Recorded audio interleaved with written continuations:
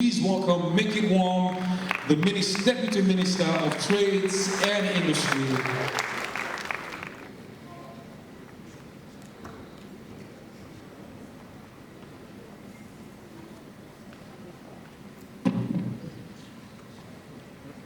Honorable Ministers and Deputies, Honorable Member of Parliament, our distinguished brothers and sisters all across the African globe, from different and various African countries, our donor partners, all other MDA members, members of the Fourth Estate, distinguished ladies and gentlemen, good afternoon. I am here this afternoon to give the keynote address on behalf of my able and honorable Minister, Alpha Ibrahim Sise, who is really under the weather and wanted to be here so badly, but as God could have it, is not here today. But he knows that I can step in at any time, any moment on his behalf. So on that note, I want to extend my profound thanks to the Director General, Mr. Fodiba Dabo of the Sierra Leone Local Content, for gracing this occasion, bringing us all together as Africans, and for the rest of you all to know that within the Ministry of Trade and Industry, we are supervising 8 agencies, and one of those is the Sierra Leone Local Content. Today, as Africans, we gather to chart a course towards the African we want. The African that must be prosperous. The Africa that we want to be integrated. Africa that must be resilient.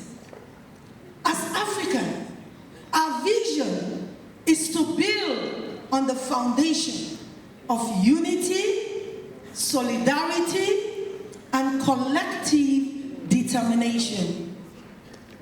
We envision an Africa where economic growth benefits all.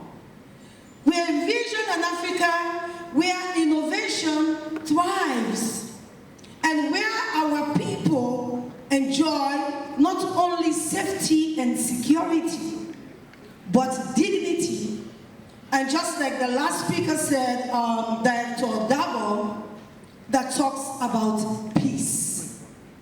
We cannot develop Africa, even with economic stability, if we don't have peace.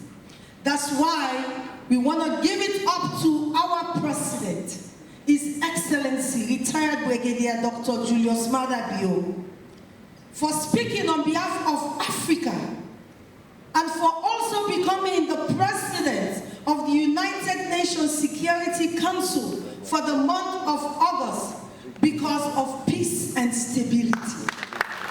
We need to give him a round of applause. He deserves better than that.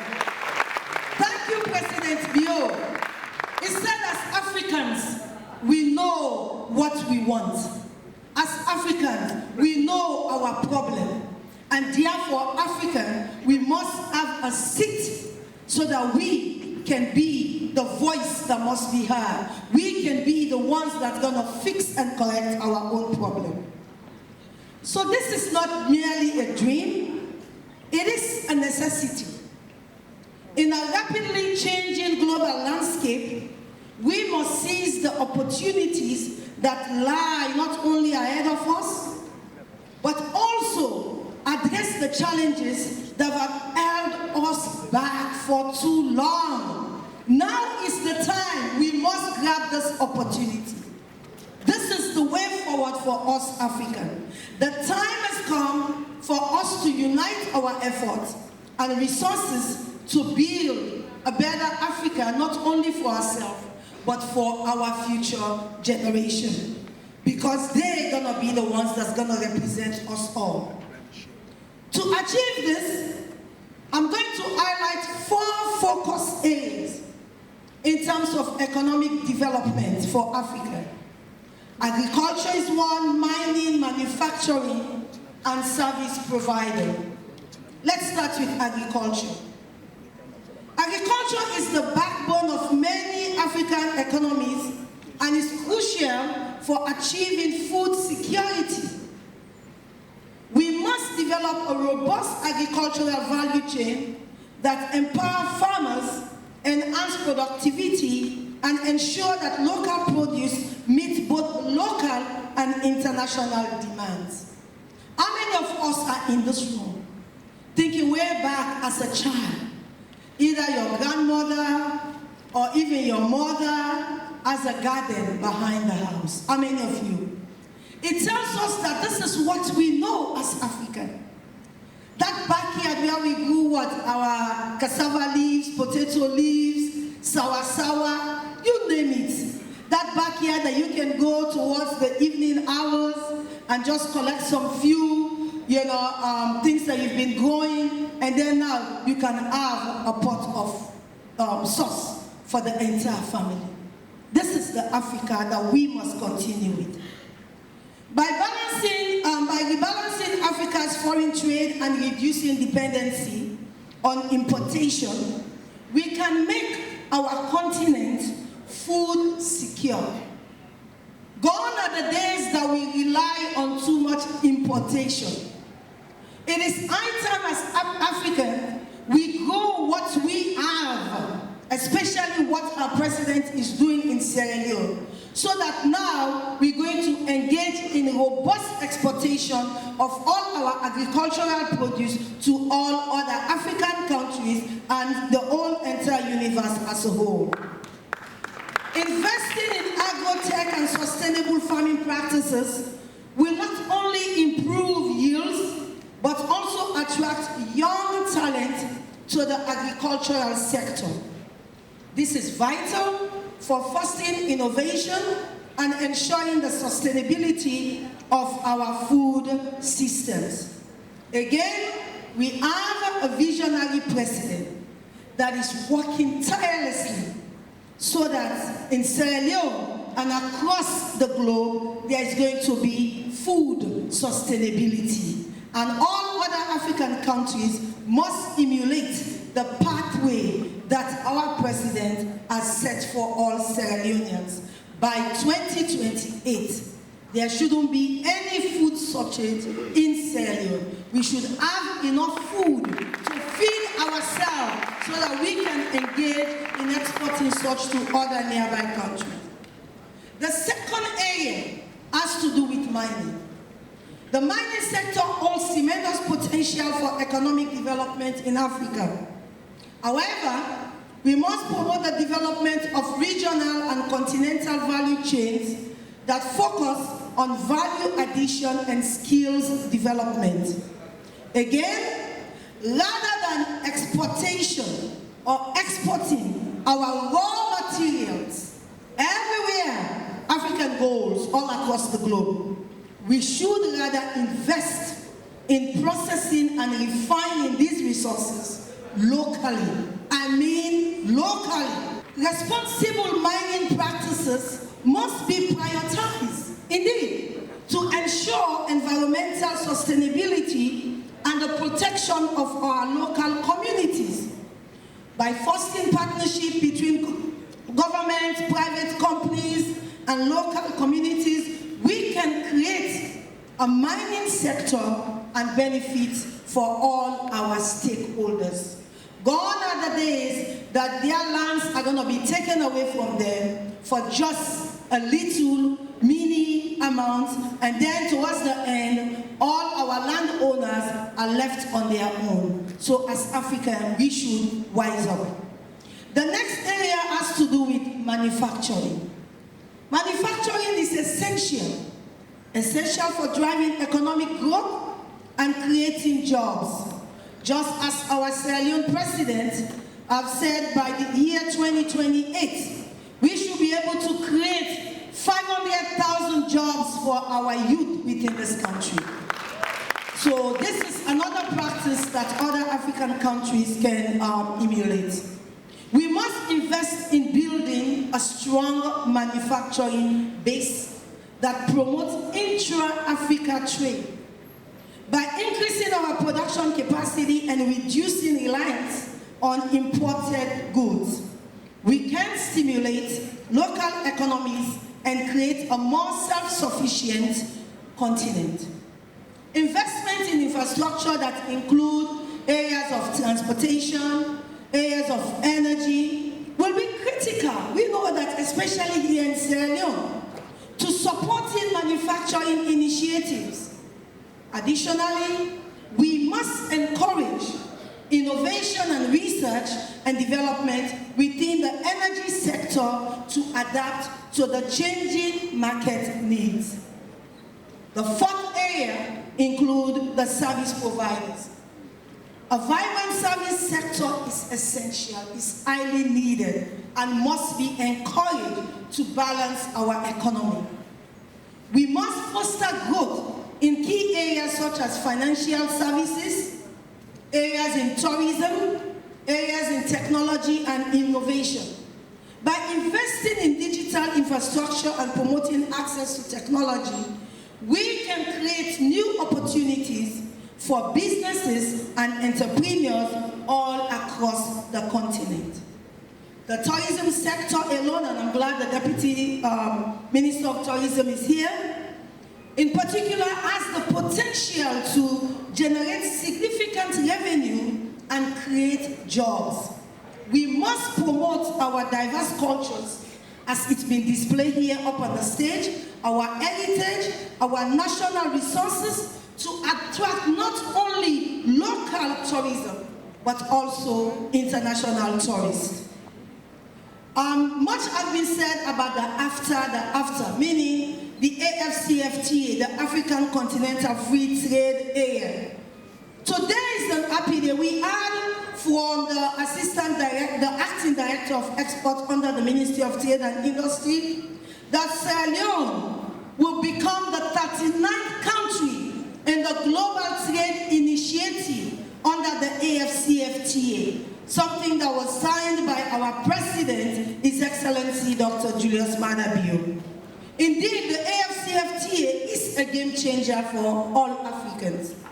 It provides a vast and reliable platform for the development of regional and continental value chains. By leveraging the AFCFTA, we can boost intra-Africa trade, we can enhance competitiveness, and we can also attract investment. We must ensure that all African countries, regardless of their sizes or economic status, to say, oh, Sierra Leone is just a very tiny, small country. It doesn't matter the size. But what matters is that as African, we can benefit from this agreement, this AFCFTA. And today, as Sierra Leoneans, we must be proud that our country is going to be among the list of the GTI. By harmonizing trade regulations and reducing tariffs, we can facilitate smoother trade flows and create a more integrated African economy. Empowering the private sector. This is a very important area because we all know the private sector is the engine of growth of any economy. It's just like you're saying, the brain. As a human being, you cannot function without your brain. So for any country to have an economy that is sustainable, we must encourage and utilize the private sector. We must foster entrepreneurship. We must support small and medium enterprises, SMEs. And together we have to encourage innovation. Creating a conducive business environment through policy reforms, access to finance, which is very important, and capacity building initiatives will empower our entrepreneurs and drive economic development. Our public-private partners can play a significant role in mobilizing resources and expertise to tackle pressing challenges. Together, we can create a thriving ecosystem that does not only nurture our talent, but will drive sustainable growth. Youth empowerment. Our youth are Africa's greatest asset. Can you all agree with me on that? Yes. Our days are soon going to be outnumbered, right? So this is the reason why we must and we need to empower our youth. And that's why our president made it a must as part of his 5 big changes for us to have the youth employment scheme.